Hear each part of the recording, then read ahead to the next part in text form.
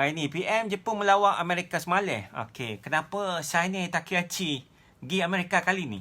Okey, sebenarnya ada beberapa sebab besar. Okey, kita masuk. Jadinya sebab pertama pasal Timur Tengah juga, lagi-lagi isu minyak, dan hak ni penting sungguh untuk negara Jepun. Dan kedua, pasal pelaburan Jepun ke Amerika. Okey, masalahnya lah ni Takaichi ni pitih tak cukup lagi. Mungkin sebab duit ayah tak masuk lagi kot.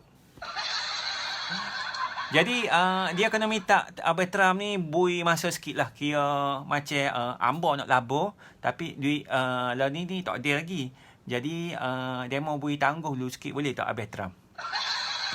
Dan ketiga, dia nak guna alasan tekanan daripada China tu, supaya Amerika ni bui Jepun lebih banyak senjata hak canggih.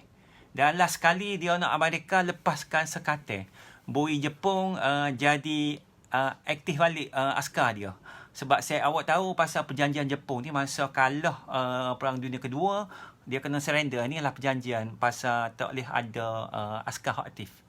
Jadi hak dia tak suka sekali. Saya ada kakak Trump ni lah ni lain macam sikit dengan pasal China.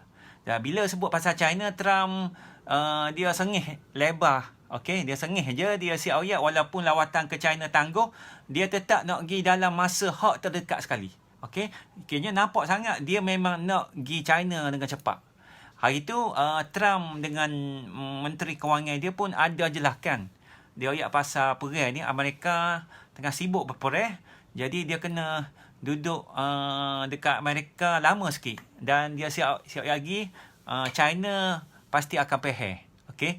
Jadi pasal Taiwan pula, Trump ni jelas nak elak. Setiap kali Takaichi sebut Taiwan, dia terus tukar topik.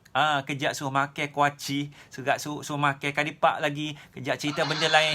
Okey, macam tak nak jawab langsung dekat PM Jepun ni kali ni.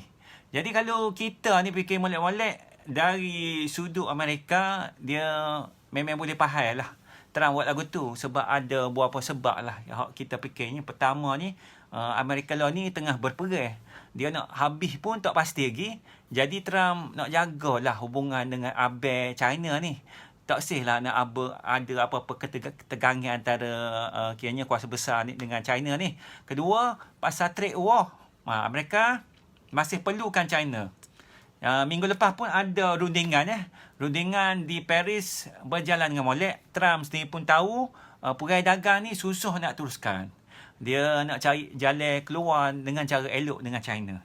Dan ketiga, hak paling Trump takut, Jepun buat hal sampai China dengan Russia jadi lebih rapat antara dua negara ni. Sebelum Takaichi ni pergi Amerika, Rusia hantar jet pejuang bawa masuk peluru pandu hypersonic masuk kawasan laut Jepun.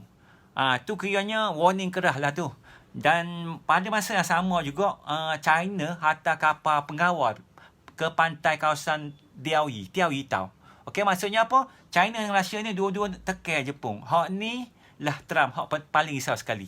Dan sebab itu Trump Takaichi ni ingat pergi Amerika supaya boleh dapat support kuat, tapi nampak gayanya silap besar. Lalu ni Trump fokus ke Timur Tengah. Dia tak ada masa nak layan Jepun pergi cari pasar dengan China ni. Okey, pendek kata, kali ni Takaichi ni baru kena betapa lecehnya Trump. Okey, saya awak untuk kali ni berita ni sampai di sini, dan kita nak ucapkan selamat hari raya kepada saya awak semua, dan kita jumpa lagi. Bye.